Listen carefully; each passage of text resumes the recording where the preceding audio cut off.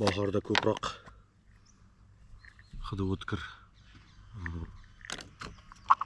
shunaqa narsalarni yaxshi ko'radi baliq. Bu monster krab, achchiq bo'ladi hidi. Mana bu esa har xil o'sha ziravorlardan tayyorlangan. Bu ham hidi achchiq. Buni qanday qilinadi? Mana bitta olamiz do'stlar. Bu suzuvchi, bu cho'kuvchi. Hop.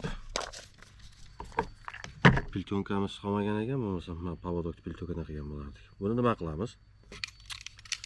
Pichoqimizni olamiz.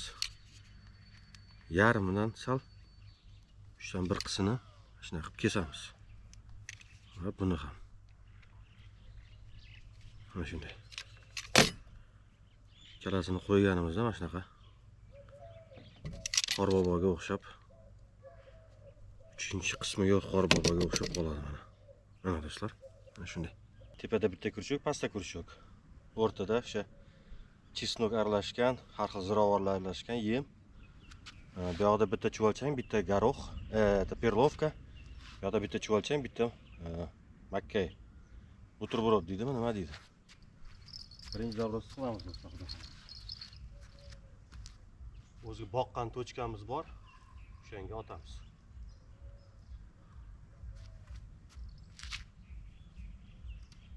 Uzoqda emas, berikni yonida, chunki sayozroqqa otishimiz kerak. Bismillah.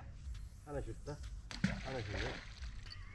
Xo'p do'stlar, ikkinchi zabrosimiz. Bu bitta tosh, bitta kurchuk.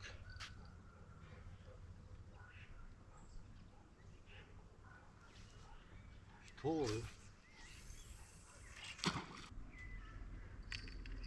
Ikkita qarmog'imiz tayyor. Uchinchi montajimiz mana skazyasi fiderniy karmushka deydi. 3 tochkani ham boqqamiz, o'sha yoqqa otamiz.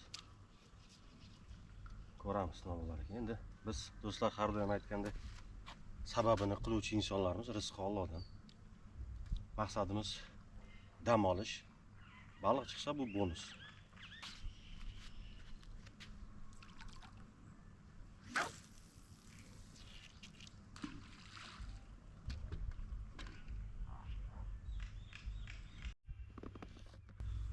Bir ikkita yengil mayda paklovkalar bo'ldi. Buni videoga olmadim chunki juda ham sust. Bugun ayniqsa o'sha davleniyaga qarasak, ancha past ko'rsatyapti. Baliq bu bosimda juda ham sust harakat qiladi. O'shani hisobiga bugun sheriklarimiz ham boshqa suv havzalarida o'tiribdi. Ular bilan bog'langanimizda ular ham shu narsalarni bizga aytib o'tdi. Demak, o'sha bugun baliq sust harakat qilyapti. Bunda har bir ovni o'ziga yarasha sabab bor. Hech qachon siz baliq usholmay qaytib ketdingiz degani bu baliq yo'q suvda degani emas.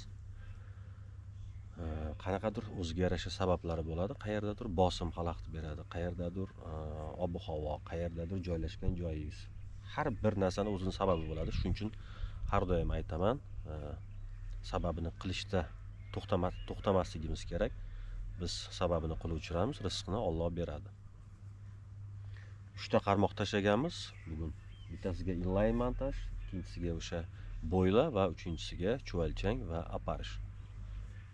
Qani, xudo xolasa baliq ovimiz davom etadi. Asosiy maqsadimiz bugun dam olish.